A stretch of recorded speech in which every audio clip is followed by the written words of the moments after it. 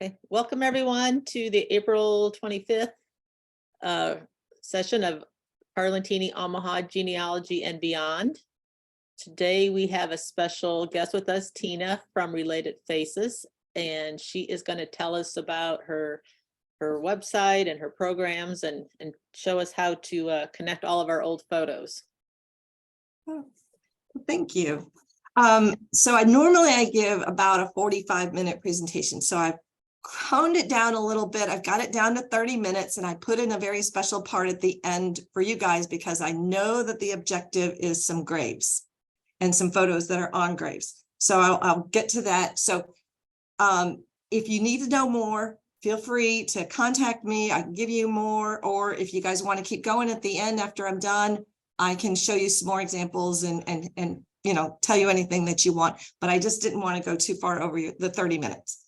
So to help you kind of understand where I come from and my motivation behind building the Related Faces site, I want to share with you a little bit about my family. I'm sharing my screen right now. So can you guys see now? Okay, great. Okay. So there we go. Just double check that Sebby Mangiamelli speaks or understands English. Let me see. Sebastiano, Sebby. Pronto, ci senti? It seems to be just observing, so I will not interrupt you. Okay. Okay. Go ahead. If you need to, just stop me. Okay.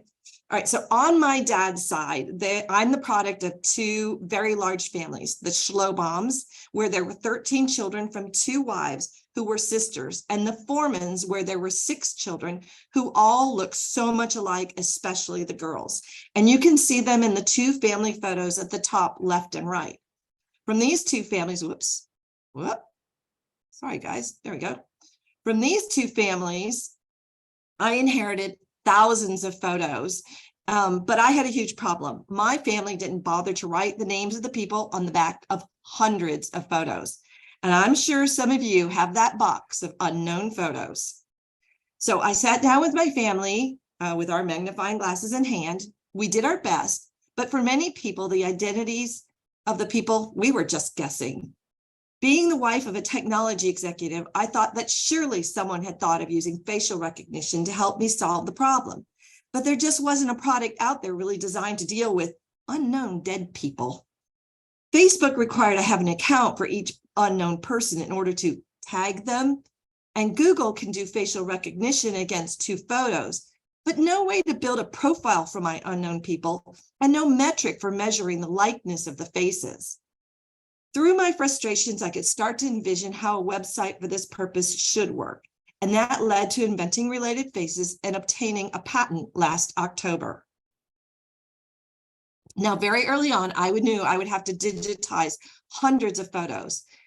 I looked into various ways. There were some fantastic photo managers and digitizing services out there, and they do a great job. But with the number of photos I had to digitize, I found it too expensive. So I decided to use my document desktop scanner. And my advice to you is don't make the same mistake I did. If you look at the middle 3 photos, you'll see the results of using document scanners. The 2 photos in the middle that are duplicate are actually the same photo of my great-grandfather. The one on the left was scanned in the summer of 2018, and the one on the right is the same photo from May of 2022. The intense light of my document scanner activated the paper and caused the 125-year-old photo to fade. I now know that some of my photos taken between 1880 and 1920 may contain elements which, when exposed to strong light, can begin to fade. I'm not a photographer nor a photo preservationist. So I did research and I found some great information about photo papers at the Northeast Document Conservation Center website, and you might want to check them out. The website is also in the handout. Did you all receive the handout? Yes? All right, cool. So the wedding photo is one my cousin scanned on her desktop scanner. The document scanner turns the photos into newspaper-like formed with dots.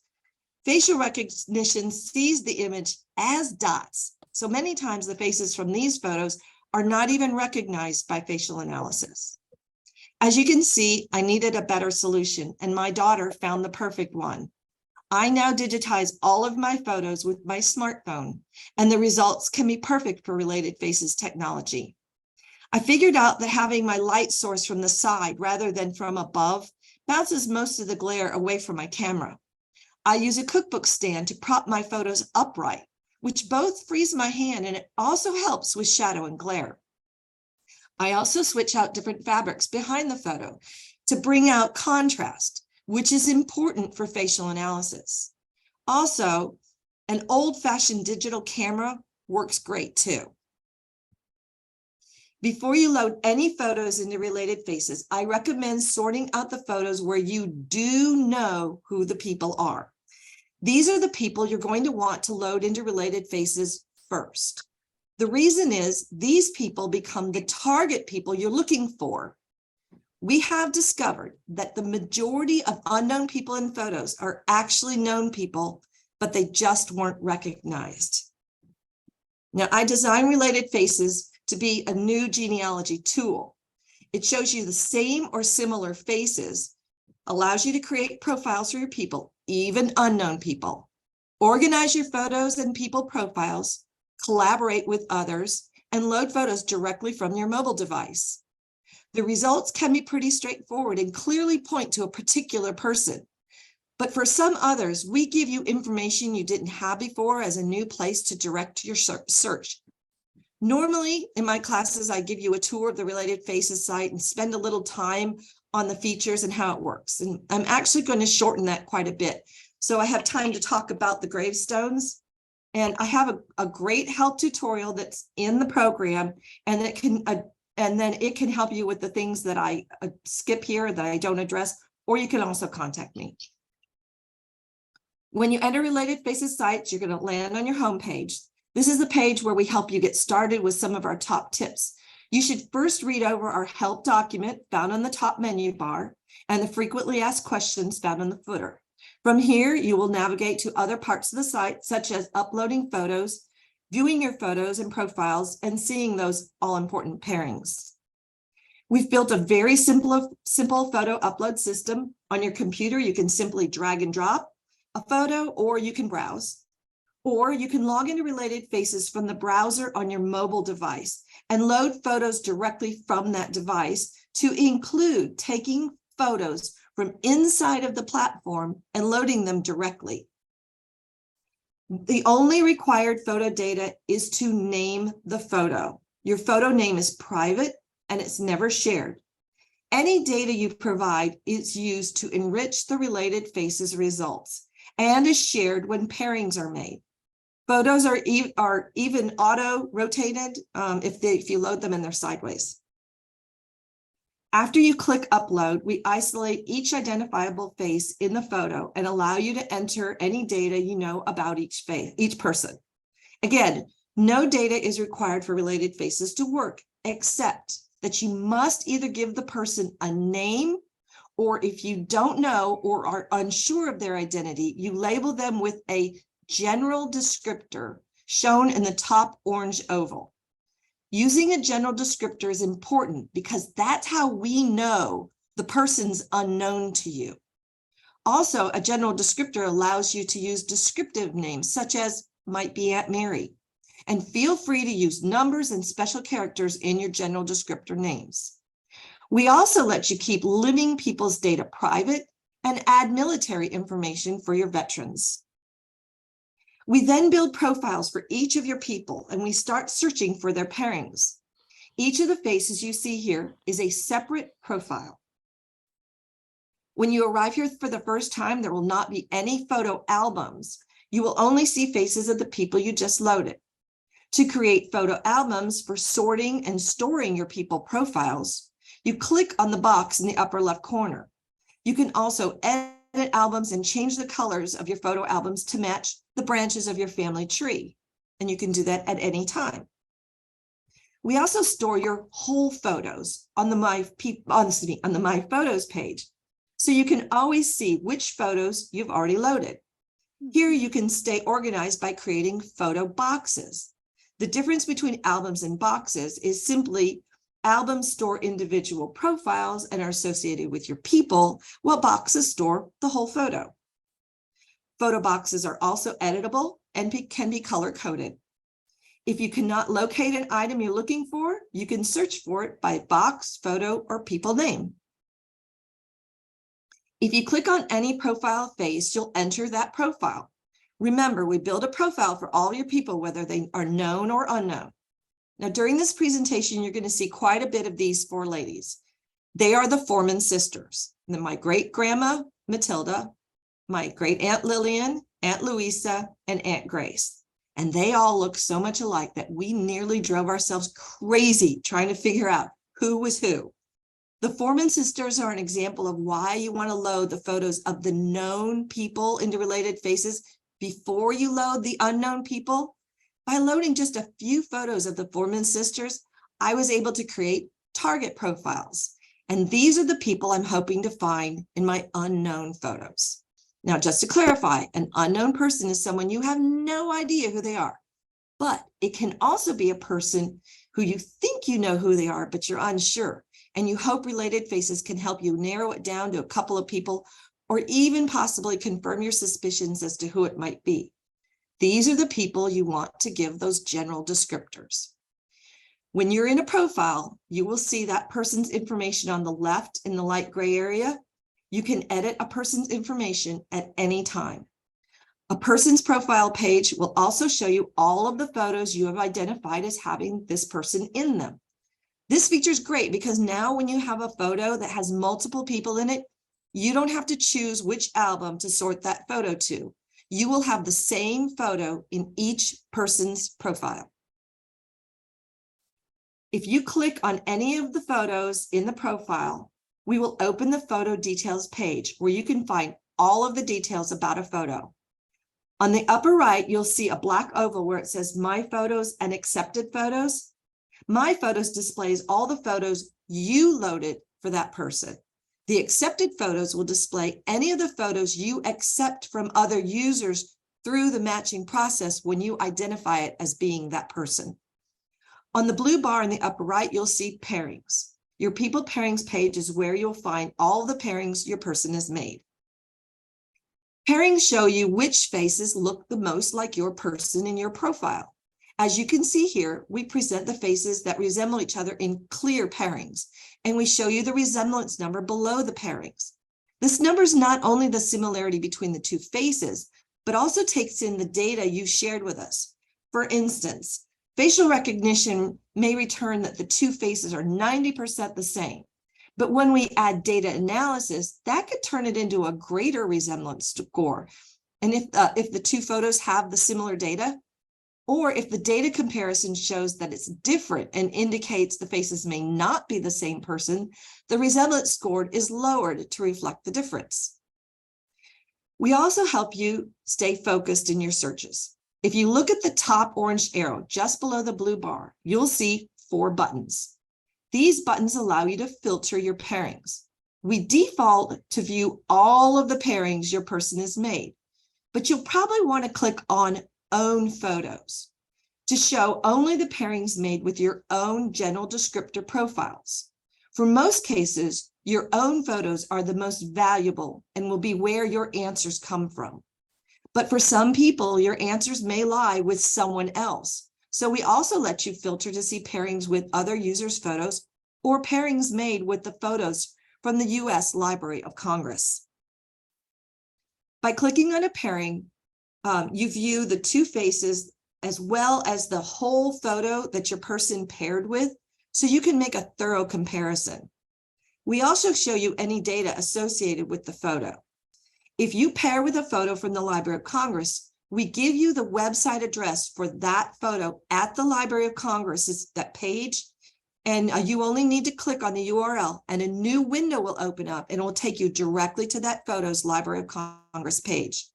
You can then decide what you want to do with the pairings. You can move it to a holding page for uncertain pairings if you want to do more research and separate it from the others. You can decline the pairing and remove it later. You can decide it's someone else. You can make a match or just cancel and come back to it later. When you make a match, use the radio buttons to acquire any information that was made available for that person. Matching also gives you a copy of that photo and the associated data, which are stored on the accepted photos page. As you start to analyze your pairings and resemblance numbers, you may find that you've made a mistake, or you learn new information about your people. That's no problem. We've built in ways for you to fix that. You can always add or change a photo or people data just by clicking on the edit buttons for each. What if you incorrectly identify a person? Just click on the little head and shoulders icon to display the people page, and you can reassign people to the correct profile or create a new profile if you don't have a profile already for that person. So that was a little tour of Related Faces and how it works. Now let me show you how I used it to solve some of my photo mysteries. I built Related Faces to be another tool in your genealogy belt. Sometimes the results can be pretty straightforward, but in most cases, Related Faces gives us a great starting point, but we still have to do some old-fashioned sleuthing. And that work can lead to multiple mysteries solved, just like dominoes falling, one leading to the next. As I pointed out earlier, in my family, I have the Foreman girls who all look so much alike. And here's just a handful of the Foreman sister photos. I want to draw your attention to a few. First, the photo of the three girls on the right side in the middle. Figuring out who was who in this photo was key to how I figured out which sister was which. Since the three oldest sisters are in the same photo, Related Faces doesn't allow people in the same photo to pair with each other. So any pairings they did make with other photos and the associated resemblance number should indicate who's who. Also, please notice the two photos under the arrows. We were certain the two girls on the right in each photo were Foreman girls, but we're not sure which was which. The other girls were completely unknown to us, or so we thought. So how did I figure out who was who? I started by looking at the pairings my people made. As you can see, I had a lot of pairings and a lot of resemblance numbers. The sisters not only made pairings with photos of themselves, but also each other. And so to help me compare efficiently, I had to make a comparison grid. I use the chart like you might use a timeline to see what makes sense. By placing the resemblance numbers in the cells corresponding to the pairings made between the identified photos of each girl and the unidentified photos, I could discern who was who in my many photos. For example, the resemblance number between this known photo of Matilda up in the upper left and the girl in column A is 99.77. And Matilda and the next girl was 91.18. And with the next sister, it's 84.68, and so on. These scores represent on a 100-point scale how much the two faces and any associated data resemble each other. Where there are blanks, no pairing was made. How do you arrive at those numbers? Sorry? How do you arrive at those specific numbers? They come from the facial recognition and then algorithms that we use to apply the data to that facial recognition number. So as I said, it may be 90%, but then the data is very similar, so it pushes the number up. Or if the data is not similar, we push the number down a little bit, but the base number comes from facial recognition. So on the left side, I positioned the photos where I did know which sister was which, each photo in its own row, and they're labeled with the names and numbers. Across the top are the unnamed photos where I gave the girls general descriptors. And here I gave each girl in each photo their own column and letter. On the far left, you'll see the photos containing the three older sisters. So since all the sisters are in the same photo, the sister with the highest resemblance score with a known named photo is most likely to be that sister. And the results prove this to be true. Please look at the top row, Sister Matilda. As you can see, the resemblance number for Matilda paired the highest with the sister on the left in the photo with all three. The sister in the middle also paired highly, but the resemblance numbers indicate that the first sister is Matilda. And if you look at the rows for Louisa, you'll see that the sister on the right very clearly pairs the highest with Louisa. Then if you look at the rows for Lillian, you'll see that similar results for her with the sister in the middle. After related faces indicated who is who in the photo with all three sisters, I went about comparing those faces in the other photos where they were known to the rest of my unknown photos. If you look at the next three photos with the four girls dressed in white, I used a similar method with these photos. It wasn't until I laid out many of my suspected foreman photos side by side that I realized I had confirmation photos for all four girls. I originally thought that girls D and E were both the same girl, but as you can see, girl E paired really extremely highly with Lillian, and the clothing styles for the two are very different. Lillian was confirmed in 1896, and the dress style in photo E is from that time, which confirmed the results from related faces that girl E is indeed Lillian. From the church records where I discovered Lillian's confirmation, I also found that Matilda and Louisa were in the same confirmation class. That told me that the photos with the girl F and G must be Matilda and Louisa, but we had to figure out who was who. By process of elimination, girl D must be Grace, the youngest. Even though the blurry image of Grace, the child Grace, did not pair with the older photo of herself, I did a Google search for clothing from 1915 when she was confirmed, and the girl D's clothing fit the time period. Also note that girl D and Grace each have a bow in their hair, where none of the other sisters does. The blocks marked in orange indicate that the image of Lillian and the image of Grace are from the same photo. It shows the age difference between the oldest and the youngest sister, and further shows that the younger Grace is most likely to be the girl from the photo in the 19-teens. Related faces figured out Matilda and Louisa for me. As you can see, the resemblance numbers returned by comparing the confirmation photos to the known photos of Matilda and Louisa told me who was who. To confirm my findings, I also compared my unknown photos against each other, including the ones with all three of the older sisters. If the unknown photos also pair with each other in a manner that points to the same sister, then I've double-checked the identities of my people. So looking at the chart on the right, you'll see that the resemblance numbers derived from comparing the unknown to the unknown photos confirms the findings of the other chart. These confirm Lillian. These confirm Matilda. And these confirm Louisa. And we know Grace looks the most like Lillian, but process of elimination points to Grace. Now, I have an update.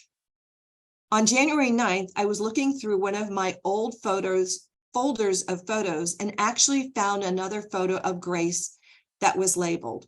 And it must have been emailed to me by my cousin years ago. The photo file size is quite small, only 25K. But as you can see, I have some really good results. I've now paired girl D with a known photo of Grace and confirmed her identity. So now let me tell you about photo I. So my dominoes were really starting to fall. If you look at Lillian's confirmation photo in photo I, the one with the tasseled backdrop, related faces returned a resemblance score of 99.99 between the two faces, and that's pretty fantastic. And her wedding photo returned a score of 98.44. I've now identified another photo with Lillian. But who is the other girl? I honestly thought I'd never know, but the answer came when I was doing a search for Lillian's brother, Arthur. About 5 years ago, I was looking for community books on Porter County, Indiana, and the book on the left was on Amazon.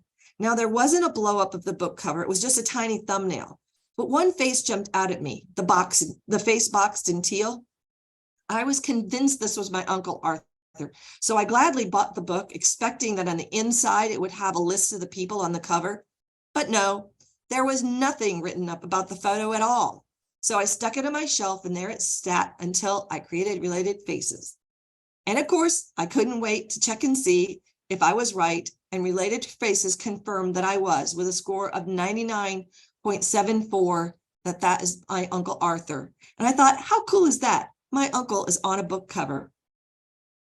Now, last May, I laid the book down on my desk face down, and I went down to eat some lunch. And when I came back, I went to pick up the book, and I noticed the girl on the back cover, and I thought she looked really familiar. So I took out my cell phone and I zoomed in on her face and I loaded it into Related Faces. Immediately, she made a pairing, and look who she paired with, the girl sitting next to Aunt Lillian. Now, I was pretty excited, but I'm a good genealogist and I needed to confirm the find. Plus, I still didn't know her name. So I reached out to the Portage Township Community Historical Society, and Kathy Heckman kindly located the photo and sent me the names of the people in the photo. And there was Arthur Foreman and Delma Nicholson Booman. Now I had 2 more photo mysteries solved. Well, sort of. I still couldn't figure out how Delma Nicholson Booman was connected to me, but the name Booman was really sticking in my brain that I knew it from somewhere. So I went to Ancestry and I put in Delma Booman, and I found Delma on a 1930 census married to Emil Booman. Great. Then I searched for Emil and found him 20 years earlier living with his parents and his siblings, and bam, his brother Alfred's name jogged my memory. I jumped over to my tree. I'd been looking on the Foreman side, which was wrong. I switched and started looking on the Schlobaum side of my tree. So let me describe. At the top is Henry Sr. and his first wife, Eleanor, and their oldest daughter, Anna's on the left in the orange box on the 2nd generation line. On the right, on the same line, you'll see my great-grandparents, Henry Schlobaum and Matilda Foreman, and I'm down in the lower right. Now, if we go back one more generation from Anna and go to her daughter, Edna, you see she's married to Alfred Booman. In the lower left is an insert showing Alfred and his siblings, and Emil is married to Delma Nicholson Booman. So Delma Booman, a girl I had no idea who she was, and I never thought I would, turned out to be connected to me not once, but twice, through both my great-grandpa Henry Schlobaum and my great-grandma Matilda Foreman as her sister Lillian's friend. And now I've added her to my tree and was able to give my cousin, who is a descendant of Anna's, a new photo of Delma, and she sent me one of Delma and Emil. And recently I found church records showing that Henry Schlobaum was the godfather of Alfred and Emil's brother Johann. It's amazing how one photo has helped me grow my tree. So there's one more domino to fall. One day I was loading this photo of Uncle Bill Schlobaum, Aunt Minnie, and their first son, Fred. I already had a profile built for Uncle Bill from the Schlobaum family photo, but I had to enter Aunt Minnie and Fred's data. So when I was finished loading the photo, I was surprised to see Aunt Minnie had a pairing. When I clicked on the pairing, you could have pushed me over. I was stunned to see that Aunt Minnie was great-grandma Matilda's friend from photo H. Now our family had no idea that they were apparently best friends. Matilda died in 1912 from TB, and Minnie died in 1929.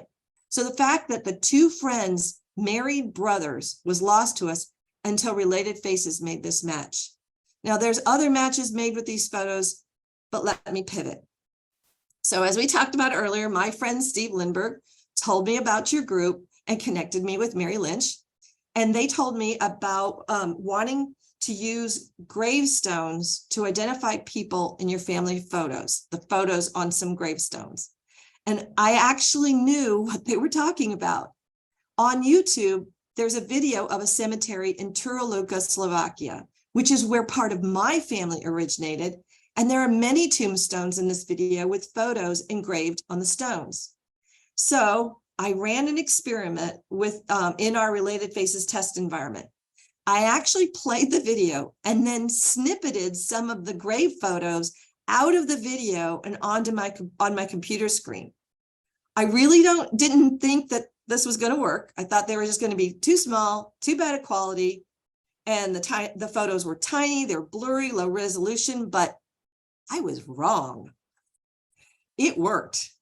All but one of the images that I cut off that computer screen of these old and grainy videos, this video, and they actually loaded properly.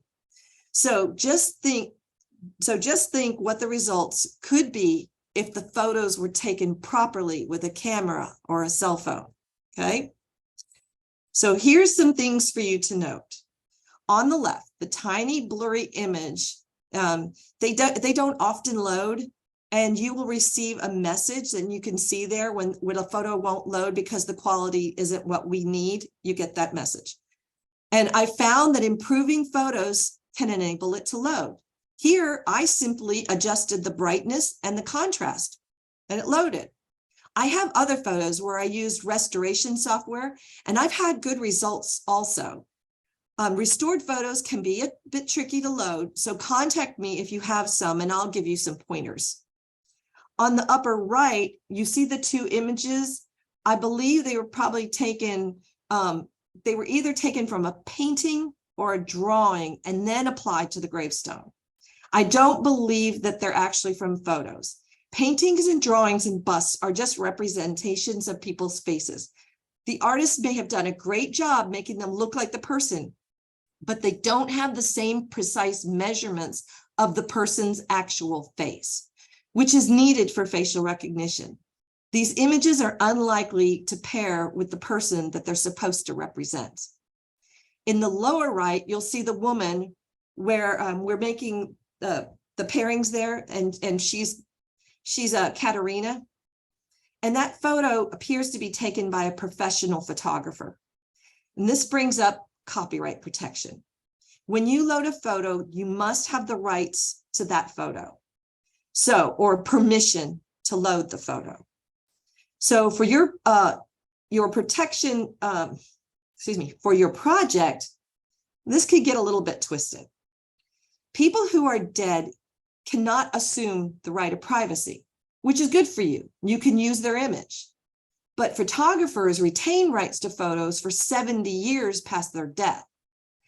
This photo looks like it may have been taken in the 40s. And this means the photographer might still have rights if they lived past 1953. Now, that said, this photo is in a public display. So it can be argued that whoever has taken the photo of whoever would take a photo of the grave would be creating a new piece of art. And therefore, they now have the rights for the gravestone photos and can grant permission to load the photos into related faces. So we can talk a little bit more about that afterwards, okay?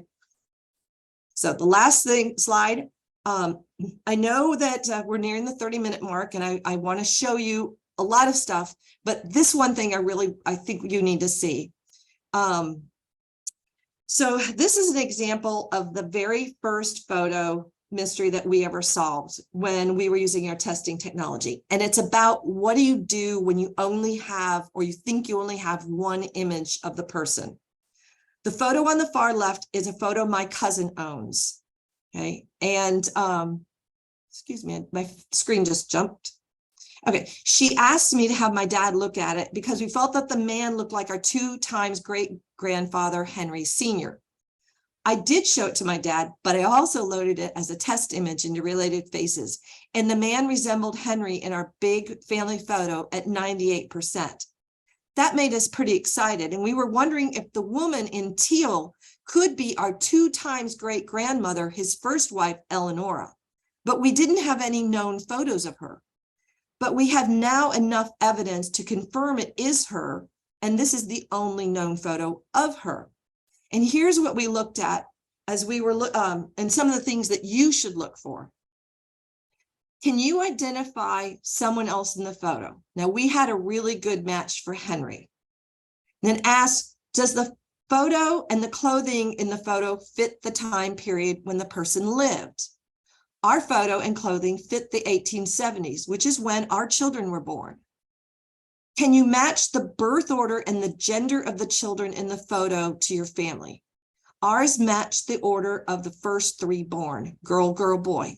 In our family, it's Anna, then Catherine, then William. Does your unknown person make related faces pairings with other family members? Laura made pairings with 3 of her children, Henry at about 82%, Hannah at over 99%, and Catherine at over 96%. Plus, she paired with her niece, Ida, who is the child of her sister and her husband at almost 85%. And recently, my cousin, there it is.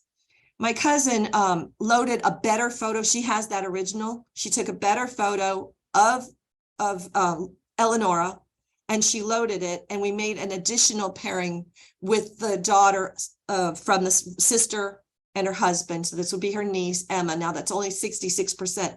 But with all of this circumstantial evidence, we're very certain that this is Laura. Circumstantial evidence can be very powerful if you don't have a second image. You're looking for things that fit and make sense. In our case, an additional piece of evidence is that my cousin is a descendant from Anna, the oldest child. So it makes sense that she would have inherited this photo. So thank you for your time and allowing me to show you related faces and how it works. And maybe I can help you solve some of your photo mysteries. Your people won't always make the pairings you expect, and sometimes it's frustrating, just like with document searches. I can't make guarantees, but I found that being persistent and sometimes adding just one more photo can bring the most wonderful results. If you're interested, I'm giving a 20% discount off of your first subscription, in addition to the free trial period. The code's also in the handout. And remember that they're not just photos, they're your family history. Nice, thank you. I know that it was a little bit chopped up and it wasn't very smooth because I was really trying to condense things into 30 minutes. But No, In the meanwhile, I translated in Italian for Silvana on WhatsApp. oh, you are I awesome. don't interrupt you. You must be a great typist. If she's got any questions, you can ask me, and I have more With examples. Silvana, we were talking about that. First of all, it's Grazie very, Eleonora. prego. È molto interessante la parte del trattamento delle foto, how to treat the old photos. So while you were trying to scan them, and then they could easily lose colors and quality. So sometimes we think that we are doing something for the best and we are making a mess. So Well, technology changes, right? I had an iPhone 8 back then, and I did take photos with the iPhone 8 also. So I have both the documents, and it was very evident that the iPhone was, even back in, 5 years ago, was taking better photos. Okay, and then we are wondering if those matches can be done through DNA or police documents, or in the United States, do you have just to, what are the main sources? What about if you find nothing? Right. So what? How can you trust the answers that you found? That's another question. Okay, so let me show you. So sometimes you have results like I had with the Foreman sisters, where they look so much alike and those numbers are really, really high. But sometimes you can have a pairing with somebody and it's not as high of a number. And let me go back and share. I'm gonna escape out of this. Dicevo, come fai a fidarti che quello che trovi è la cosa corretta? Magari se hanno accesso a dei documenti della polizia, il DNA non penso, perché ormai sono morti. Certo, Okay. dovrebbe So andare a prendere this is part la of, bomba. oh, sorry, I didn't mean to interrupt. No, it's fine. Me, Silvana and I, we keep talking under the table. Okay. Like under all the other voices. It's Okay. fine. So it is not a panacea. It's not going to, this is technology. It's a tool, right? It is going to point you in a direction. And that's why I said, remember those buttons where I said you can separate out, these are mine, these are someone else's, these are the library cards, right? Yours are going to be more valuable because you inherited them. They meant something to your family. They should be people that you are within your circle, right? That's why I'm saying most of the time They're people that you already have, you just didn't recognize them. But what I do want to show you is that on the screen here, this is in the handout. You see, this is my great grandma Hannah. This is actually her. I found this photo, and it was not, this was probably taken in Sweden. And there was nothing, there's absolutely nothing written on the back of this. I just went, that kind of looks like Hannah. I think it's her.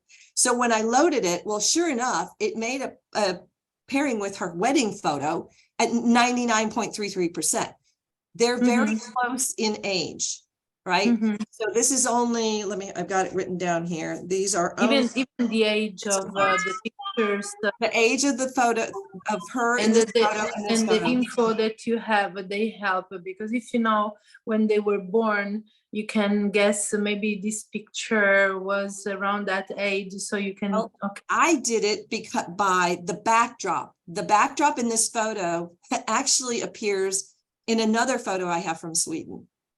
So I knew it had, I'm pretty sure it had to be from Sweden because of the backdrop. So she immigrated at 22 years old. So, and she was a maid. And so I'm assuming that these may be maids from the same household, possibly, and they went and got a photo taken. So I'm guessing it was maybe around 1903, and she may have been around 21 years old, 20 to 21. This photo on the left, I know when that photo was taken. It was taken in 1963. And it's stunning that she paired with her older self. Usually we find that with adults, a really good gap or age, it's like a sliding scale of about 25 to 30 years. There's a 60-year gap between this photo and this photo, but you will notice it's only 84% is the similarity, the resemblance number. Now, this is pretty much a raw number because remember that in this photo, other than Sweden, I didn't have much data. What I had here was one was in Sweden and one was in the United States. So that actually would have taken the facial recognition number and pushed it down. But what I also had was this person's deceased and this person's deceased. So that pushed the facial recognition number back up. This one is a woman and this is a woman, and that pushed it back up a little bit. So all of those pieces of data play in. If you had birth dates that were similar, if you had locations that were similar, all of that feeds into trying to give you something a little bit better rather than this face and this face are 52%. This tool is very helpful in terms of, we hope one day to have enough material to present a project for a museum about Italo-American culture. And this museum should be between Carlentini and Omaha, seeing that the two cities are related, but there are a lot of other cities that are related, Catania with Phoenix, Arizona, or Castellammare del Golfo with Brooklyn, a lot of other, I don't know, Melilli and Villasmundo with Connecticut. So we can really think about the bridges. And I'm sure that here in our small group, a lot of people are thinking, hey, I have a bunch of photos that I have no idea those faces will belong to. So this is a common story. I have photos as well. And luckily, I still have my mom and my aunt who are with me, and I can ask, who is this person? And when they tell you, you give a face to a name that has always been in the stories of your childhood. And now that I'm adult, I can see how they look like. And this is very touching. So I think that this is an important tool. So thank you for sharing with us. Oh, you're welcome. I want to show you this, and this is in my, I have many more slides that's in my longer presentation that I wasn't able to do for you guys today, but I want to show you this because you brought this up. I was able to go to Sweden in the September 2021, and the craziest thing happened when I was there. My cousin Johanna and I, she's just as nuts about photos as I am. And she's been trying to get her older cousins to let her see photo albums. She knew they had those albums and they wouldn't let her see them. She called them up and she says, hey, Tina's here from America. I'm sure she'd like to see the photos. And sure enough, then they were like, oh yeah, bring her over. So Open the Johanna- doors. yeah, Uh-huh. we went over in Sweden, they do this thing called fika. It's an afternoon coffee break. So we went and we did fika, and Johanna distracted them and was talking to them. And I sat there with my phone taking pictures of all of these albums and the backs, if I could get the backs, any data. And we digitized 8 albums while I was there in a month. It was great. We have hundreds of photos. But what's really, really interesting is as we were going through these photos, we found photos in the albums in Sweden, and I have the exact same photos or similar ones from the same series. And here's mine on the left that you can see on the screen. These are my photos. There was nothing. There's stuff written on the back now, but when I got them, there was nothing written on the back. And these are the ones my great-grandmother was sending photos back to her dead husband's family. He died in 1930. And she was sending back to his family photos and writing on the backs of them. There was a photo of my brother that was there from 1963, I think. This one right here, I thought that the guy in the middle, While you're talking, I'm thinking about the story of a friend of mine, Pippo Sortino, who is the cousin of Tony Sortino. Sometimes he was in our Zoom meetings like 3 years ago. When I was talking about our genealogical groups, he showed me and he asked me a help for that. Maybe this tool can be helpful. You know, I have so many drawers in my head and so people that I've talked to. So sometimes I go like, hey, after a year, now I have a solution for this thing that somebody asked me 2 years ago. Right. So maybe this is the moment. What Yeah. about if you have the picture with something written in the back saying who is in that picture, but he doesn't know where that person is. He looked for it, but he has never found him. And he Right. would like to know if there are relatives, kids Right. who are still alive. So what we're hoping is we have like what we call a closed database or a semi-public database. You have to be a member to access our database, right? So what we're hoping is as we become more known worldwide, people from all over the world will start to load photos in, and then we can start putting the families back together, right? Because my family was broken apart. I didn't know I had a cousin, Johanna, that was so closely related to me. I mean, she and I share, her great-grandmother and my great-grandfather were siblings. We should have grown up knowing each other, and we didn't. So that's the idea, that this database is going to be focused and really, it's really designed to be more genealogy centric. So, so that the thing that I found through these that was just so stunning for me was that the names that were written on there, and that I'm hoping is what happened. Like, she sent those to Sweden. I have photos that came here. Now, my family didn't write on them, right? But I'm hoping that maybe the photos I have from Slovakia, the other photos, now the ones from Sweden, I'm figuring those out because now I have a resource. Now I have someone, and we start doing photos, and we're doing quite well on some of them. But I have time, I'm sure they're from Slovakia. And I just cannot, figure out who's who. I found that they're like, there's one guy, he's in 3 photos. So I know he's important. So what I've done now is I'm making profiles. I'm making profiles of unknown people. I have 3 photos of this guy. Someday, somebody from Slovakia might upload that photo. Yes. That where it comes back to your gravestone project, is that maybe one of your Italian relatives sent to Nebraska a photo. The person in Nebraska is like, I don't know who this is. My family didn't write on it. They knew who it was, but I don't know who it is. But you have a gravestone that has that person's name and date and all that vital information. So I think that's a really, really cool idea. I mean, the users have been coming up with ideas on how to use this program that I never thought of. I never thought of using gravestones, but it's brilliant. The people in Sweden have a different project. They're all on this island called Orust. And they're going around with geolocation, and they're going to the site where the person's homestead was. And it might be a ruin. There may just be a Hmm. patch box there, but they're geolocating that position. And then now they've just started, well, actually they started a little while ago, but they haven't gotten very far. They've loaded a few photos and they're putting the longitude and latitude, the geolocation information for that person's homestead in the other location blank in the data. Like, remember I was showing you those fields where you could add photo data?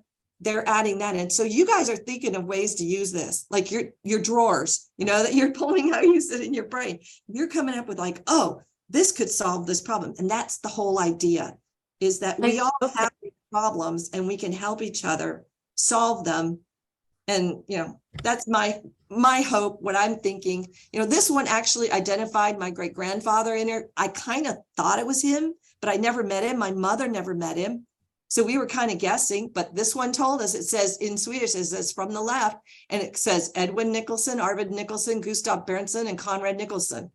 The other guys, the Nicholson boys, are Gustav's brothers, Nicholas's sons, right? Because they give them last names after their father's name. And then it even tells me it was taken in the USA in 1928. Now he died in 1930. Could this be the last photo ever taken of him? I don't know. You know, this one is Hannah. This is the woman that sent all the photos back. It tells me that it was taken at the driveway of the Dempsey's house 4 years prior. So then I'm kind of guessing, oh, no, okay, now I know it's probably taken in the 1950s, maybe early 60s, because that's, you know, she retired in the early, it would have to be really early 60s. I'm thinking it's the 50s because she retired in the 60s. And then this one, I knew this was my mom and her sister. Like, you know, looks like her, but I didn't know when it was taken. And here it tells me that it was 5.5 years and 16 months in September of 1948. This is the photo that was taken when my mother's first day of kindergarten. So a lot of information that was in Sweden that I didn't have. See, You guys go for it. I mean, we're trying. all these things. We're trying to do our best. And we are working on another important project now because we obtained a deal with the archive of the Tribunal of Syracuse, and the director said that if we are able to scan all the registers that are there, we can do it for free, and we can feel free to use their professional scan from the top. Okay, yeah, those are great. Those photos. So that okay, means yes. that a lot of missing info will be finally our empty holes here and there. They would be finally filled with the information. And if we will do a great job, she said that her idea is to allow us to do the same for all the other counties in Sicily. So that means that we can send the volunteers and do that in every county. So this is the first time that it happens in Sicily, and that we are really starting digitalizing almost everything, as it has been the first time, and the people here are still working on it. Mary Kay, Trish, Nick, Jim, and I'm sorry if I forget someone who is helping. They are adding all the info about all the graves. So we have digitalized our grave, our cemetery in Carlentini. So we're talking about 14,000 pictures. Wow. So do you have like the whole grave, or did you zoom in on some of those faces? That's the thing, that because the graves are 7,000, and Nick asked 2 important things: move the flowers so we can see. So we can see the I'm there because I did the same thing in Sweden. I'm with you. And then in Sicily, it's so bright and light, the sun is so strong, so you can really take picture from the morning till 10:30 a.m. and then from 4, but then at 5 the cemetery closes. So the poor guy who went there had to do it in 2 months, almost every day, and with a professional camera. So he took 2 pictures, one of the whole grave and one the detail of the face. And Right. while you were talking, Tina, I realized that even in Sicily, there are some graves with the drawing. Was a kind of a machine that was able to draw and, let's say, obtain pictures on the marble, because maybe those people, they had no pictures because maybe were poor, or maybe the opposite, they were too rich and they hired an artist because they wanted to have something cooler. I don't know what was, I should ask Silvana if she knows about that. But we have in the Carlentini as well. Silvana, poco fa, Tina faceva vedere che ai fini di questo logaritmo ci sono delle tombe che hanno, anziché la foto, una immagine disegnata con una sorta di graffio sul marmo. Questa cosa io l'ho notata anche a Carlentini, che ci sono alcuni volti che sono stati disegnati anziché essere appiccicata la foto. Ma secondo te era una maniera più costosa di apparire oppure perché mancavano le foto? No, io non penso che era tratto dalla foto. Dove l'hai visto tu? In quale tomba? L'ho visto in qualche parte, non mi sto ricordando esattamente dove, ma dovrei rivederli. Anche darsi, sai che cosa? Che per esempio, la tomba del mio amico piccolo artista hanno fatto il suo ritratto sulla specie di marmo e una serigrafia, per dire. Per esempio, Esatto, come per farlo rimanere per sempre. Sì, è il ritratto con la chitarra in mano mentre suona. Però Però è credo una che cosa sia abbastanza molto- recente perché lui è morto nell'80. E questo è vero.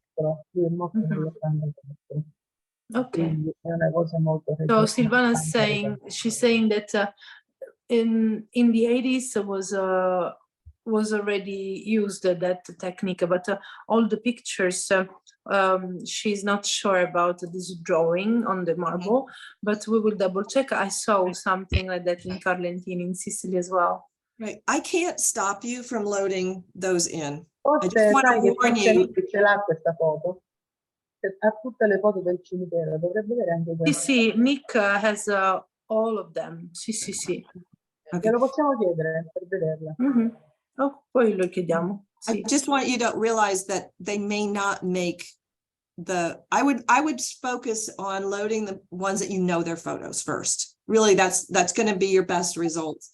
And then if you want to save those questionable ones until the end, that's basically what I would do, because I just can't, I can't tell you that they're going to make a pairing. With the ones that we've tried, I mean, I have arts and we've even tried doing like Abraham Lincoln's face, right?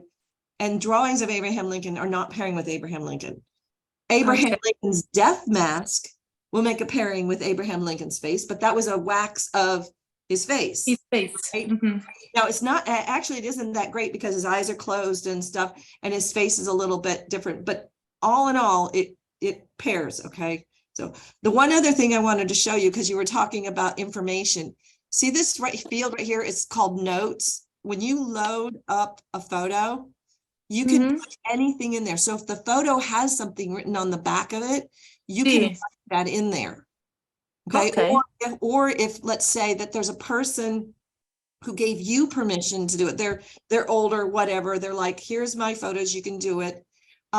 You can put in there, I don't know that I would necessarily put their name, but you can put an indicator in there of this is from a private collection. Those photos, okay. Put the initials of the person so that you know if somebody contacts you, say, hey, I have a really strong pairing with this person, you'll know where to go to find that information.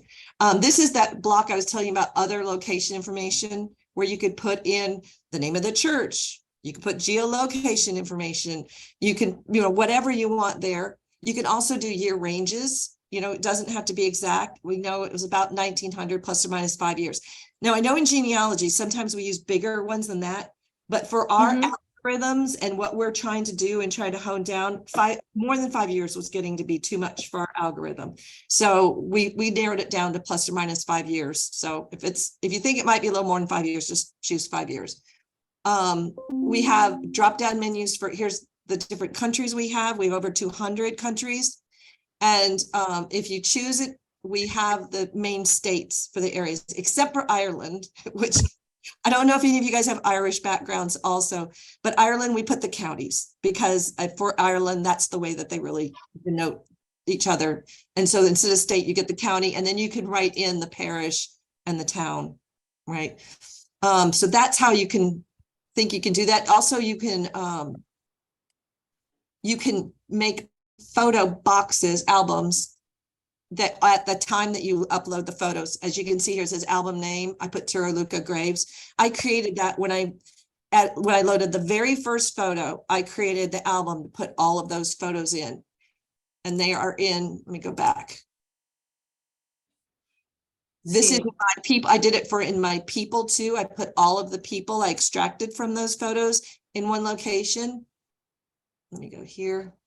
I'll go back and show you. Comunque nelle famiglie ci sono delle caratteristiche comuni, a volte, e poi si ereditano anche. See, Silvana, she's noticing that those faces, they look like. They are taken from graves. Yep. Mhm. They Per are taken esempio, from, Quelle sono state prese dalle tombe, ad esempio.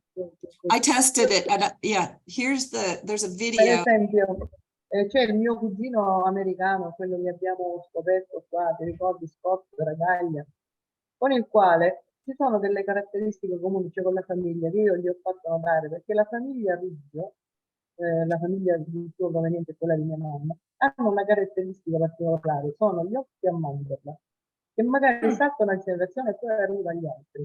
E ora, proprio poco fa, ho mandato io la foto del nipote di mia sorella, figurati, no? Il pronipote di mia mamma, che ha gli stessi occhi a mandorla che ha mia mamma, ma che hanno anche i nipoti di Scott in America. So Silvana, she's saying, for example, Detto, ma lo ritieni vero? Ho scritto poco fa Scott che era collegato. she has noticed this proprio vero, mi ha detto. this characteristic, and she found a cousin thanks to us, and Scott sometimes is in our group. I don't know if now he's here. I double check. Okay. And Silvana sent him some pictures of some members of her family, and they have a specific characteristic, the eyes like an almond.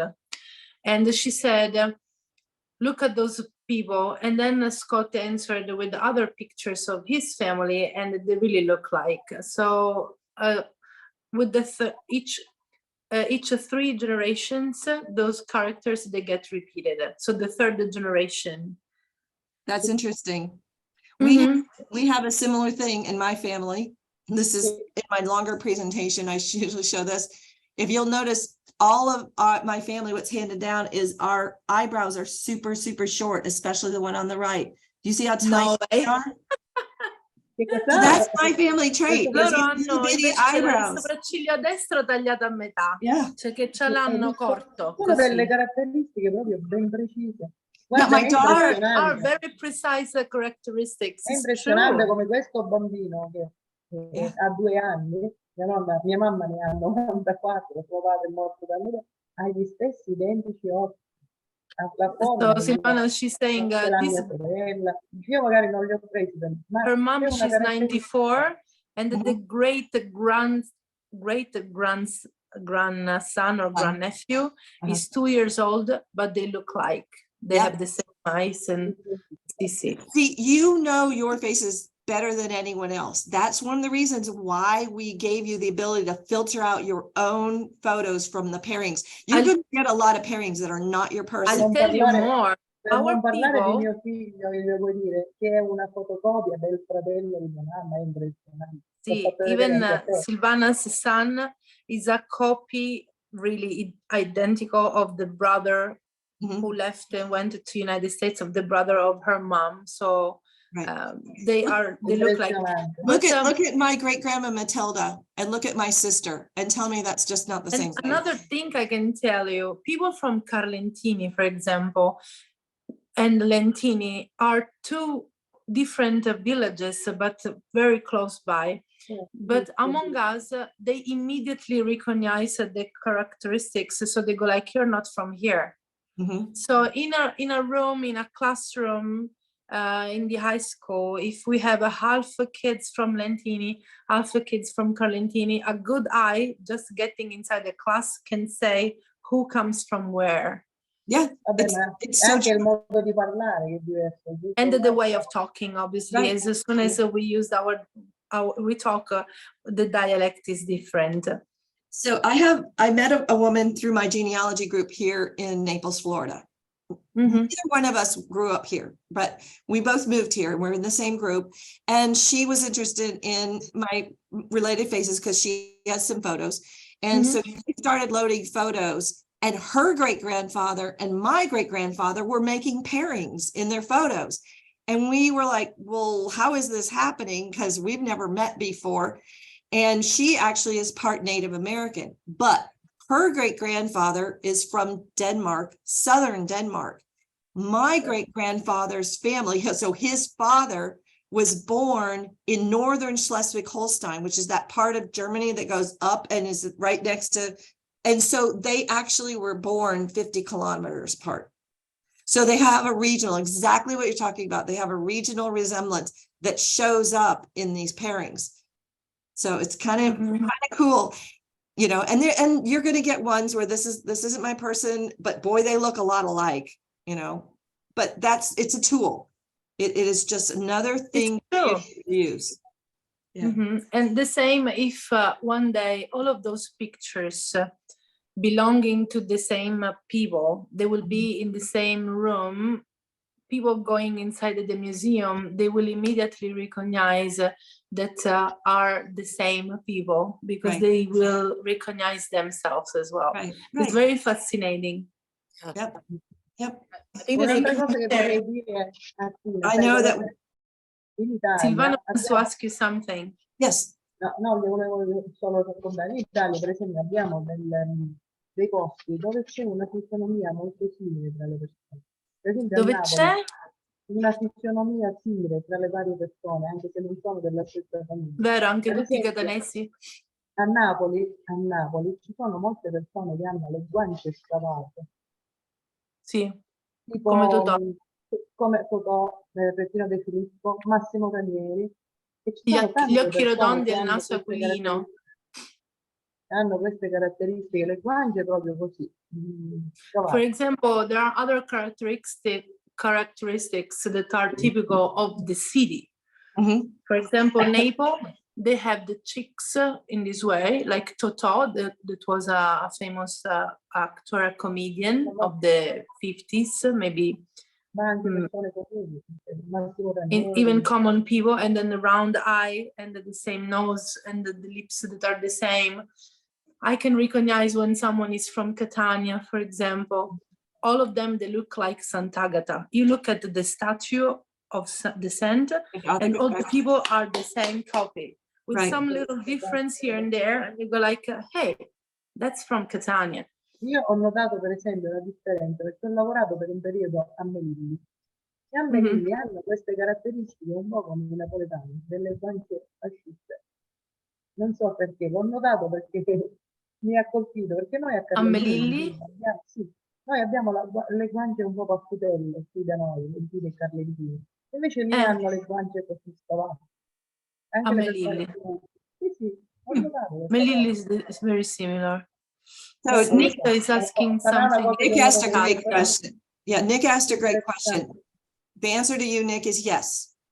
Many siblings look a lot alike. I was going to try to real quick pull up. I know we are like way over the time, but let me see if I can grab one I'm and show sure there you. was someone around hoping to have some genealogical researches tonight. We will take we will dedicate Avranno comunque time certo as well. degli ascendenti, perché penso che siano queste caratteristiche un po' africane, diciamo, arabe, queste delle guance schiacciate. Può essere. Yeah.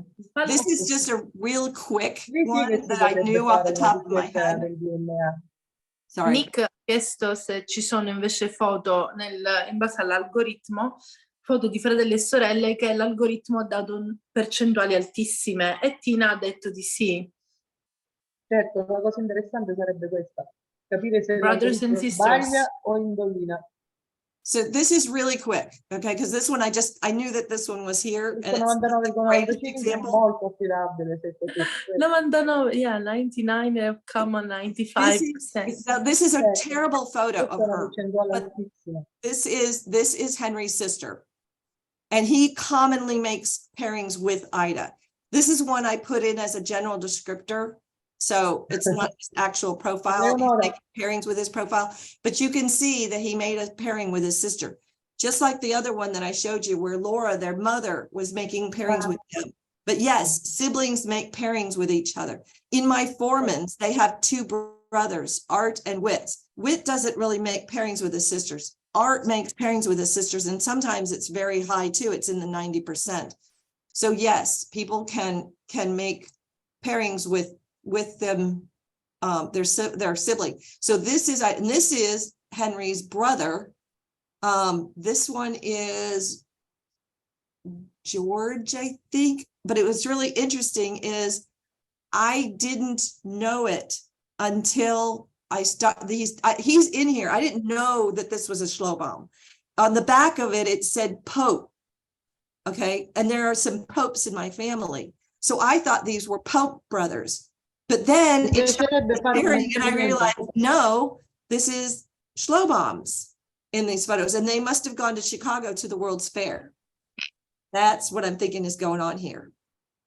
So yeah, yes, siblings do make pairings with each other. And it's not perfect and they're not always super, super high, but yes, they do. And it can be really, really helpful. Mhm.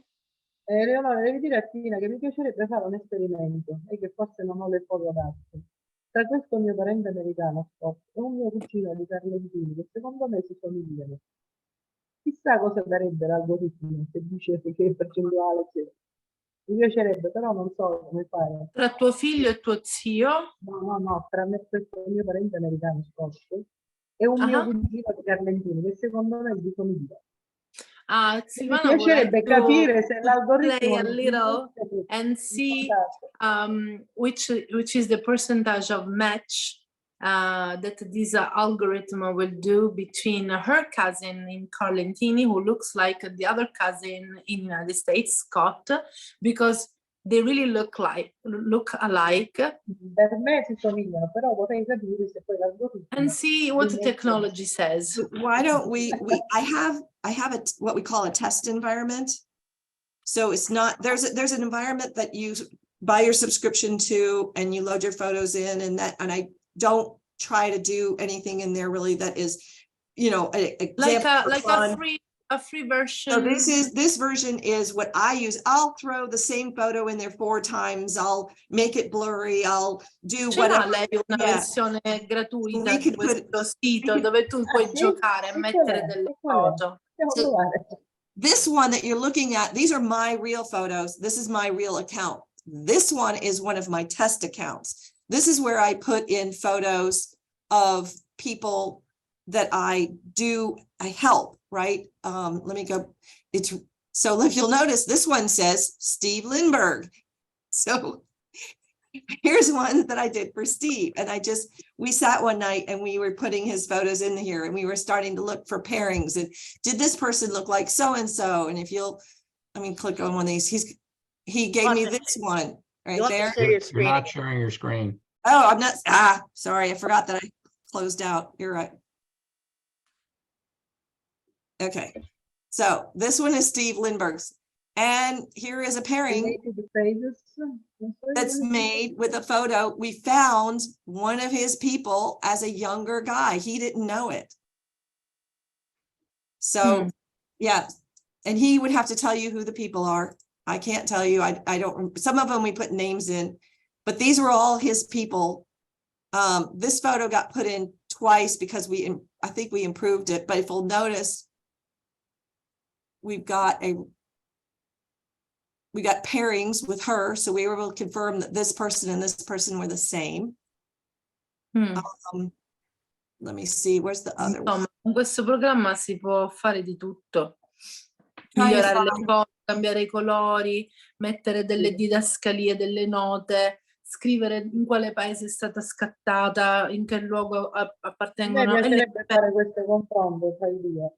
Solo che Mhm. purtroppo ho solo la foto con gli occhiali, quindi diventa più difficile. So this one's very interesting because this one is a guy that's listed as August Oleander. And then we put him in, we made pairings. And we found out that he actually made a pairing with somebody who wasn't August. So I told Steve to go back and do his research. Now, that doesn't mean it isn't. Sometimes a sibling will actually, in a photo, pair higher with their sibling than they do with themselves. It happens. It's happened to me with the Foreman girls. But this is, he ended up making some pretty darn good pairings. So this was another family photo. So we had a wedding photo and a family photo. And he paired with this person right here. But I think he's actually supposed to be this person here. And you'll notice that he paired with that person there. So Tina, Nick is asking if he Yeah. has photos from books, he could scan those in and we could use the software to help identify those people. He has to have legal rights to load the photos into, because that goes into copyright. Okay. When I did the one on the book, I loaded it in my test environment. It's not in my public environment. Okay. So just as long as you have the right to do it.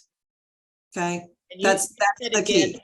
that if it's a- the photograph cemetery, so if I would go to, so the cemetery in Omaha here has a lot, pictures on the graves as well. So if I went and photographed those myself, I could put them on my file and then I could get the permission from the person who photographed in Carlentini and we could match people up that way too, as long. Right.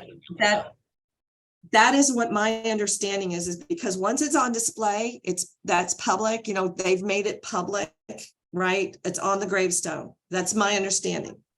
Okay. And that you should be able to then create a new piece of artwork by taking a new photo of it. And then if you say, yes, I can load my own photo, or yes, this other person said, yes, you can load it. Yes, you're fine. Books are a little different. You got to have a book that's out of copyright. Okay, to load it into our one database. If you find somebody and it's a like this photo against this person in this book, and it's just a one-time deal, I'm happy to do it in my test environment. It could be, for example, an example could be the book that talks about the people, the soldiers who died during the Second World War, that that a person in Carlentini made, Alfio, mamma mia, Caltabiano. Maybe that one has no copyright. So, and Nick found a lot of names in those books of people that are related with our family trees. So it could be an example. One of the other things you need to look at in the book photos, that author may have gotten a photo and put it in the book and it's public source. So a lot of times you have to look at what it says on the photo. We have to be careful. And if it's not copyright protected in the book and it's open public source, you can use it. You just have to know, because I don't want to get into trouble. If what happens is if somebody says, you've loaded a photo in there and I own the rights to it and I didn't give you permission, I have to try to go back and unwind that and delete it. And that's very hard to do because once a photo is in there, it starts making these connections. It pairs with this one and this one and this one. And then this data crosses with this. Unraveling that. Secondo te, Alfio, dove le ha prese queste foto? Queste foto gliele hanno date i suoi amici, non è che lui l'ha preso. Those are pictures that he has collected thanks to friends. Parenti, così. He collected with the word of mouth. Ma la cosa che dico io è un'altra, anche se tu prendi le foto di Alfio Caltabiano dal libro, poi dovrei avere anche un termine di confronto con qualcun altro, se no, come fai a capire? Certo, bisognerebbe contattare le famiglie. Bisogna fare un lavoro enorme, penso, perché se tu... Però Alfio le ha riconosciute, quindi quei volti hanno nome e cognome. Non tutti comunque, Alfio li conosce, non lo so se li conosce, perché in molte foto non ci sono poi i nomi. Ci sono delle foto che a volte io li guardo e dico, oh guarda, questa è quella persona, potrebbe succedere questo, magari guardando quelle foto, per esempio io che conosco, posso riconoscere qualcuno e ti posso dire questa foto è quella persona. I don't know what the Ma non laws, so se Alfio riconosce tutto. sorry, I don't know what the laws in Italy are. I'm quoting you the laws in the United States. Okay, So we should that double might check. be a thing that you should double check is what are the laws on copyright in Italy? And because that's going to be where you're going to be loading them from, I assume. I think that Alfio will be answering to Nick what he wrote in our chat. He will be more than happy to know that all of his efforts of his entire life are not lost. Right. Because he has written so many books to try to leave some trace, and his collection today is a little museum of all of ancient trades, and I'm sure he has 1,000 of pictures knowing the guy. Mamma mia, penso migliaia ne avrà, quindi penso che sarebbe più che felice di donarli per il museo. Maybe we'll be more than happy to donate them for the I museum. think that would be great. I see Sebastian has a question No, about the lui già Library ce of li ha Congress. lui i libri, perché li vuole comprare. Joe and Jane, Quando tu vai a visitare il museo, tu li puoi comprare quei libri. vero. So Sebastian has a question about the Library of Congress. So we have an agreement with the Library of Congress. It's public, right? Our Library of Congress is owned by the people of the United States. So the data that's in there, for the most part, is public. There are some things, some collections like Look magazine. There's which is all these movie stars, right? Those photos still have copyright on them. You will not find them in our collection. What you're going to find is the ones that were not copyright protected. Some of the photos, the faces were too tiny. They were like panorama photos. Some of them were blurry. There were pictures of dead people. We tried not to put those in there. There were pictures of nude women. We tried not to put those in there. So the photos that are in there are what we're considering the usable ones from the Library of Congress. Okay, and I wanted to show you this one. The reason that we put them in there is because when you're African American, you're Asian American, you may only have a few photos of your ancestor, or you may have inherited this photo and you don't know who they are, but you was handed down, so that person's important. We're hoping that maybe one of the collections from the Library of Congress can help you figure out who your person is. It's a possibilities, right? It's who could it possibly be? But what I found, it was kind of surprising. I wasn't expecting that I would actually get something out of it. Now, my people make lots of pairings with people from the Library of Congress because they're really tiny, really bad quality photos.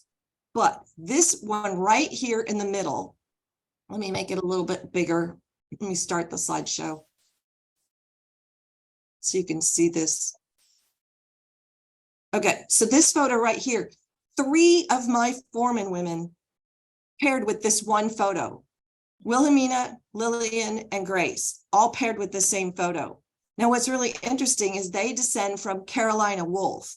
I don't know where the wolves come from. I'm having a terrible time trying to track them down. There's wolves from England, there's wolves from Germany.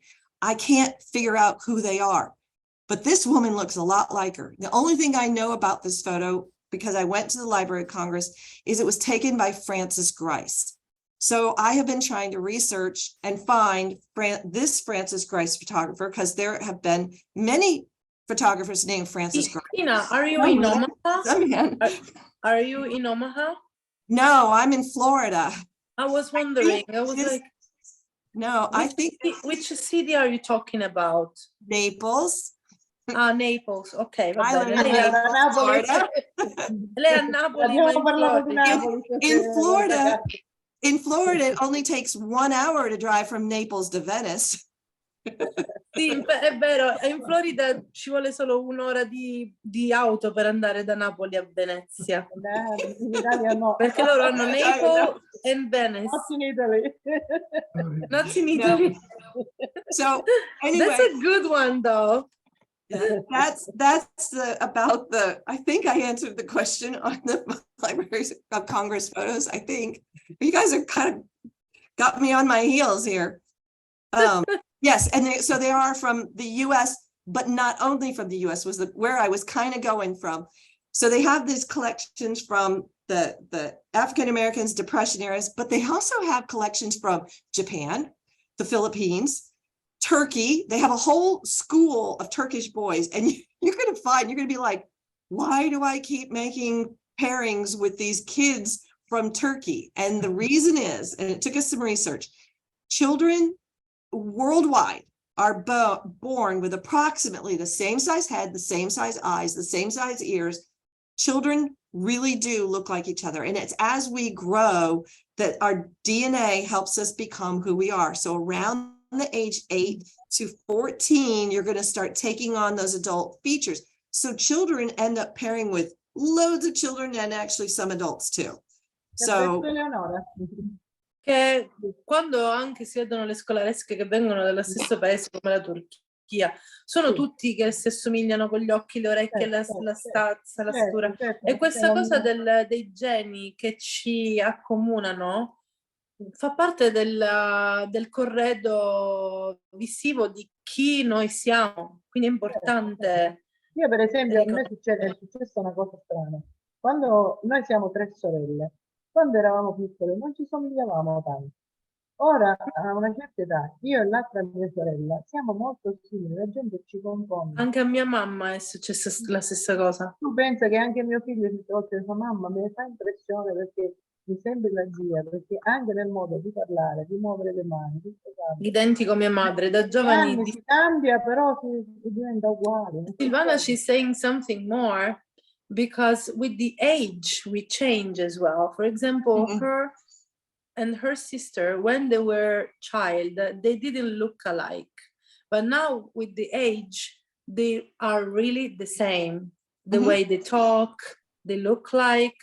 Right. And the same happened to my mom, I have to say. So maybe in the childhood, they have an appearance, and then with the years, the people, they will change and they will be more similar. I don't know. E Right, poi succede right. No, addirittura che la you're gente ci scambia. Mhm. Pensa, a me Yep, mi you're è actually capitato che andavano nel suo ufficio, mi dice, signora, ma lei che ci fa qua? Che io l'ho lasciata nell'altro ufficio. Pure. Siamo Mhm. tutti due. So people, they change them. right. So they're correct. Now, Nick is asking about the family search discovery activity that compares your photo with your ancestors and tells you which ancestor you most resemble. So Mhm. I'm vaguely familiar with this. We are a family search research provider. We've been vetted by Family Search. So the kind of the difference is there is you need to know who the people are already, right? Because they are on your tree. We're really trying to say, okay, I don't know who these people are, and I need to figure out who they are. And also my understanding on that is it's not really giving you a number that you can compare. Like I can give you a number and so you have something to look at. And because when we did the Foreman sisters and you saw that page where I just showed you all those pairings that they had, those were only one page. Each sister had multiple pages of pairings. And when you start going through them, if you don't have some sort of numerical reference or some sort of guide to say, this one looks more like this one, to try to start figuring out which one is which. And that's where some of these other programs Sì, fall succede short. spesso con le sorelle che in alcune foto loro sono praticamente quasi identiche, quindi se non hai delle guide, delle linee guida che ti dicono chi è chi, si ha difficoltà soprattutto nel riconoscimento proprio tra sorelle. Proprio perché Mhm. ci somiglia sempre di Because più. they really Un'altra look like. cosa che volevo chiedere a Tina, per Family esempio, search also, you can only do quando one photo at a Silvana. time. So Yeah. if they only compare you to your family's photo of the profile picture. So if you have them as a child, then you can't see what, as an adult, what you would look like or who you resemble. So you will get, Right. like when we put in different, my mother at a teenager and my mother when right before she died, our percentages were different. And so your program, I think, would be nicer because you don't have to mess with all the switching out the pictures. It'll just do all of them. Right. So what you do is once you create a profile for your mother or your grandmother, in my case, it was my Aunt Phyllis. We have her whole life. Literally, I have from when she was about 6 months old, and I took a picture of her in her coffin. Like I have her whole life.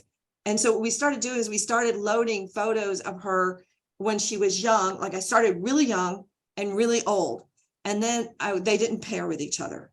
And then I started trying to figure out at what point did she start pairing. And she has a face that didn't, once she became an adult, so as her teenagers, she paired with herself through almost until her late 70s, early 80s. So we're finding that that's where I came up with that 25 to 30-year sliding scale. So yeah, you're absolutely right. If you can load one when they're a child, you can load one at a teenager, one is middle age, and one when they're older, you kind of cover their life. Now, what we have attempted to do, and we're still working on, but it's been a disappointing endeavor and frustrating so far, is we tried to create an age progression.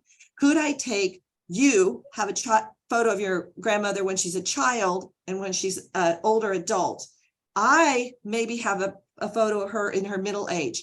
Could we make that link between them by doing some sort of age progression? And what we found is that the age progression softwares that are available out there right now, when they age progress a child, it's kind of like the milk carton kids. They never end up really looking like, when they find the kids, they don't look like what they look like on the milk carton, right? So the age progression softwares don't do such a great job. So we've been kind of working on it. We sort of put that on hold a little bit. It costs a lot of money and takes a lot of time to develop these technologies, but it's something that in the future, when we get more users and we get more, resources, we'll probably pick that up again and see if we can do it. But right now, the idea is if you can get somebody that has a couple of photos of that person through their life, you might be able to, let me pinpoint the person. Let me show you this. So this is my cousin Brigitte. And these photos right here, we were sure when we got these Sharing it, albums Tina. in, oh, I'm not sharing again. Not yet. Okay, sorry. That's like mute. I'll just tell you guys right now, I'm bad about putting myself on mute. So this is my cousin Brigitte. Okay, and we had these photo albums, those 8 albums. One of them was from, actually 2 of them were from Brigitte. And Johanna and I kept finding these pictures of this young girl, and we kept saying, we think this is the same girl. And so we loaded them up, and lo and behold, it ended up being that it was, they were making pairings with each other. So we're like, okay, well, we know this is the same girl, but can I relate it back to Brigitte? So let me see if I've got Brigitte. But the 5th picture from the left doesn't look like the others.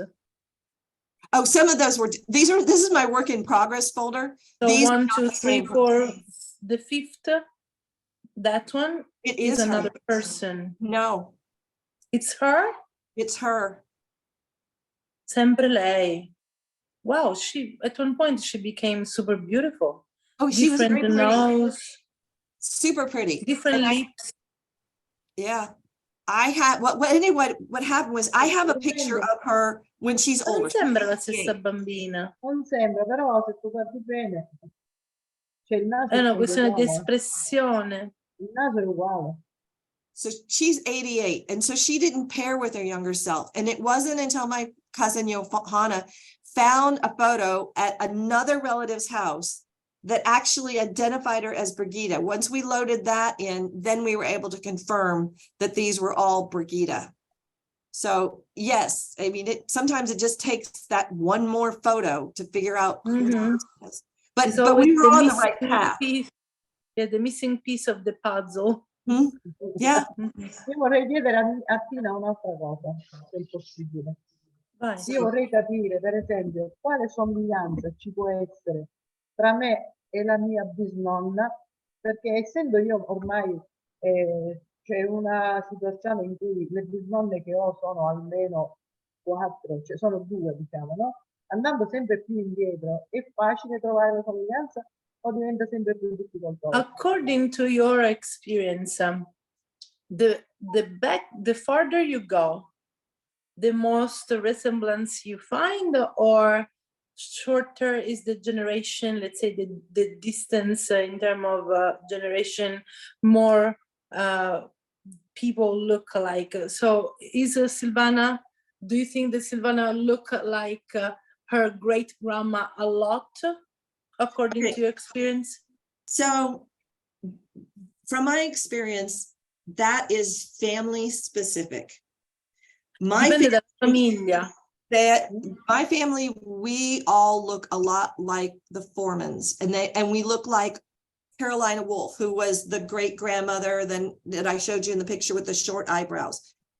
But I have other people who do not look, they can go back maybe 1 or 2 generations and then they stop because you've got C'è a lot. un carattere che magari è dominante, per esempio la fisionomia, la forma del viso, questa cosa del sopracciglio più corto, però ce ne sono altri elementi della sua There's not a famiglia che rule. hanno preso dei geni da altre parti.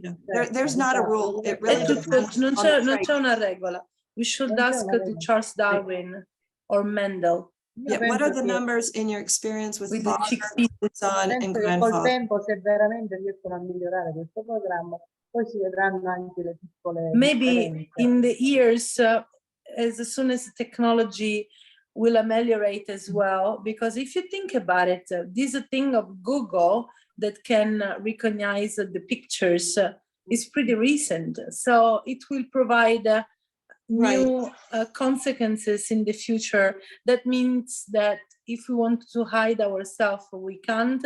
That means that if someone steals some identity, we can put the picture and Google will find who is in the reality and so on. Per esempio, So Eleonora, maybe So c'è let un me, programma in televisione che fanno in Italia, che i fatti vostri, no? Che mettono delle persone e poi alla fine i concorrenti devono indovinare chi è, per esempio, il papà o lo zio o il cugino, no? sì, la E io mi sono parentela. accorta che in questa trasmissione prendono delle persone che hanno una fisionomia molto simile, quindi spesso i concorrenti si confondono. Per cui secondo me questi qua già usano un There is a programma TV program di confondere le in persone. Italy based on that. So you have a character and then you have 10 more in the background, and just one of the 10 is related with the mysterious character. Could be a brother, a sister, the mother, and the people participating to this program, they will win money if they will find the match. right. So, So crowdsourcing, right? Yeah. Però è difficile perché Mon- vanno a prendere delle persone che non sono it's parenti, hard ma che because si they look somigliano like, molto. but they're different. Right. See. So Monica asks another good question, or what brings up a point. So she was talking about in the family search, and that they look 83% like her sister. Match my parents look 83% like my sister, who we think was an exact clone of my mother. And so the rest of us fell into the 50 to 70% range. So that we've noticed that too. And what we ended up doing is we cut off, when we show you pairings, we cut it off at 60%. And the reason why we do it, yes, you could still pair with your cousin or yourself or whatever at below 50%. Maybe it's when you're really old versus really young, but you end up with so many that are wrong, that are not your person, because remember, we're trying to find the unknown people, and we were giving you too much. It made it almost unusable because you were getting so many people that were wrong. Now, with respect to Google, what you were talking about, Google bothers me a little bit because Google steals Google data, and Google's objective is to try to identify every person. Well, I Right, just so heard that today in the Right. news Allora, that from Eleonora. April 28 in Europe, they will apply new rules for Google and these Right. things. So they Google try, Vorrei spesso chiedere- turba. right, they Scusate, sono try, molto curiosa. Vorrei chiedere a Tina se le è capitato di trovare, per esempio, 2 persone talmente diverse che hanno una percentuale bassissima. Cioè, qual è la percentuale più bassa che ha trovato? What? nelle Okay, familiari? Silvana, she's very curious about this topic, and now she's asking, what's the lowest percentage that you found in 2 people that really don't look alike? well, I can't cover that because we cut it off at 60%. Lei ha tagliato al 60%, quindi se si assomigliano meno del 60%, Già il vengono sistema, il eliminati. logaritmo non li considera. perché sennò perderebbe troppo tempo. Ok. So let me tell you with your Question for Tina. sure, yeah, go right ahead, Dean. It's a picture of me when I was about 3 years old, and a picture of my grandfather when he was about 20. And the resemblance is uncanny. It's gotta be a 99% match, I'm sure. But if you take like a picture of me, like from about age 50, and a picture of him, when about the same age, the resemblance goes way, way down. Is Right. that common? Yes, because remember that children start out actually looking like each other. And so like my nephew and my sister, when they were little, looked so much like, now this is her son, and they look uncanny alike. As he's growing, the features from his father are starting to creep into more of what he looks like. So you have DNA in you from somebody else. So that as you aged, you start looking like that other DNA that you also have. Plus I read that a good Yeah. 60% is related to our choices. If we practice sport, if we eat well, we can decide to be Right. fat, skinny, or Right. not. So You put on DNA, weight, but do you then have a lot of wrinkles? Yeah, all of that personal does, choices. Yeah. that does affect it. But what I wanted to kind of go back to with the Google and even Apple, when they show you those, like you're in there and you're tagging, they're like, oh, is this, mom, or is this right? With not as much with Apple, they have a little more privacy, but with Google, every time that you're confirming that that is that person, they're using that and they're building a database that says, this is Tina Lafreniere. And every time you confirm Tina Lafreniere in one of those photos or put them, in the album marked Tina Lafreniere, you're telling Google, this is what Tina Lafreniere looks like. And they're building and they're trying to build a worldwide database of what people look like. So I have a problem with that. And that's one of the reasons why we've built some privacy protections into Related Faces, in that you can only communicate with people that you have made pairings with. You have control over the data. Now, will the faces pair and match? Yes, they will. But you can say it is a match, and the other person on the other side of it can say, no, it's not a match. So it's private to you what the decisions are that you make. Now, if you say yes, you do get a copy of that image, right? But you can control some of what's in there. And it's a real fine line, because as a genealogist, I want to know all the data, right? I want to know all the birth dates and I want to know all the middle names. And there's other people that are like, I'm just really private about this. So that's why we still let the facial recognition shine in there. And then the data is the part that we add on to it or subtract from it. Okay, so you do have a little bit of privacy in there that you don't get in those other programs. Also, a lot of times they're just showing you faces and they're not showing you the resemblance number between the faces. Now I know that Family Search has that one that does, but that's harder when they're showing it, because if I had just loaded, when I started doing this and I started using Google, because my 4 sisters look so much alike, it was making pairings, and I kept looking at them going, I don't think that's right. That might be her, or I could have made pairings that were wrong because they weren't giving me a number that I could compare this pairing with this pairing with this pairing and see which one of them ranked the highest. And that's one of the things that I was missing that I needed in the genealogy tool. So from the direction, they will inform us that we needed to end up our tour in 15 minutes.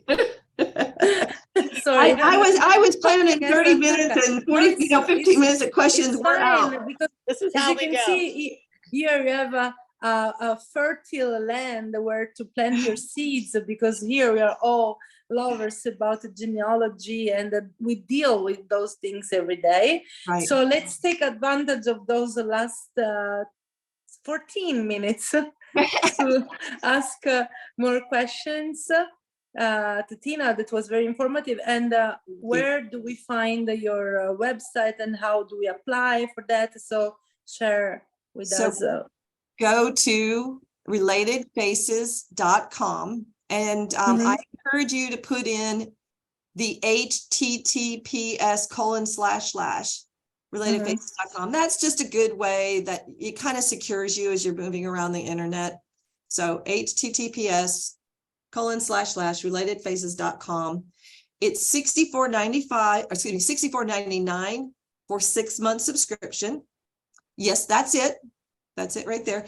And it's $99 for an annual subscription. You get 14 days free. You have a 20% coupon in the handout. So that's on when you start, first thing you do is you put your name and you create your username and all that. And then the second page is where you pay, and there's a little blank there for your coupon. Now, I'm going to tell you one thing. Do me a favor, please.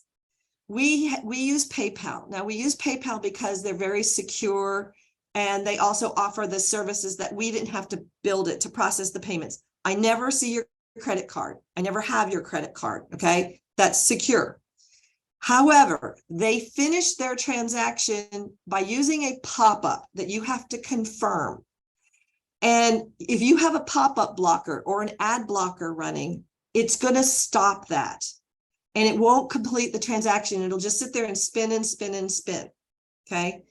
So if you can, please disable shortly, just for the time that you're signing up, disable your ad blockers or your pop-up blocker. Sometimes people don't know that they're running one. It runs in the background. If you go to sign up and it's just spinning, spinning, spinning, don't try again. Send me a message right away, because I can make that connection. I can fix that connection from my end. Okay. And I can put that back together. So if you guys, but if you go out and you come back in again, it's going to make another account. I had one lady make 3 accounts.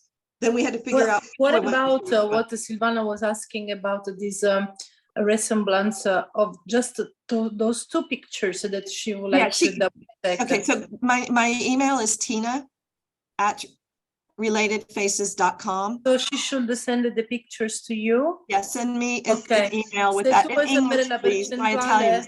della somiglianza tra queste 2 persone che cercavi, basta che le mandi un'email con le 2 foto. Adesso Nick la scrive nella nostra chat.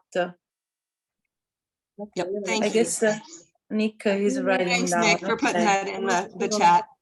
Yep, appreciate that. Well, thank you, Tina, so much for joining us, and you've given us. Oh, you're welcome. You guys are great. We're gonna get all of our Put me through the photos. ringer. Yeah, we like Great it job. so long. That's awesome. Well, and I love that you guys are into this, and I love that you're already trying to figure these things out.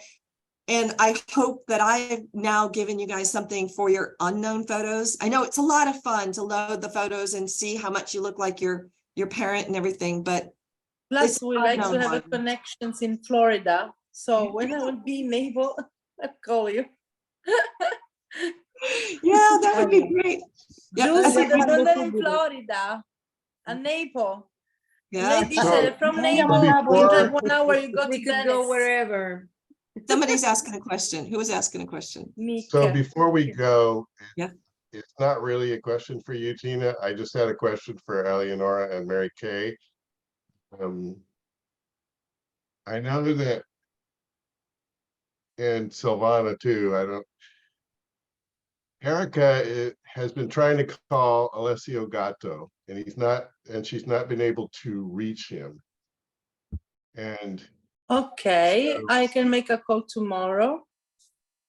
That's how we do. We call each other. okay. Mhm. I just want to make sure you have the same number. I mean, that Erica has the same number that you have. Va bene. But Okay. also, if you could call him, that would be great as well. And then Mary Kay has also indicated an interest in going to the Archivio di Stato when she is in Sicily. So I'm kind of wanting to get this rolling so that it'll be okay for Mary Kay to go there. And I was kind of hoping that we could get Erica to go and, maybe take some pictures and then come tell us about it on a Zoom meeting so that we understand what the volunteers would be expected to do and maybe I some would idea love of how the machine operates and Mhm. etc. I would love to contact if in the United States you have universities where people they study the science of the archives. In Italy is a part is a branch, let's say, of the department called Conservazione dei beni culturali, Preservation of Heritage Culture. Archivistica is that part where they can work in the libraries, where they can organize the archives for the tribunal. So they have to study a lot of years.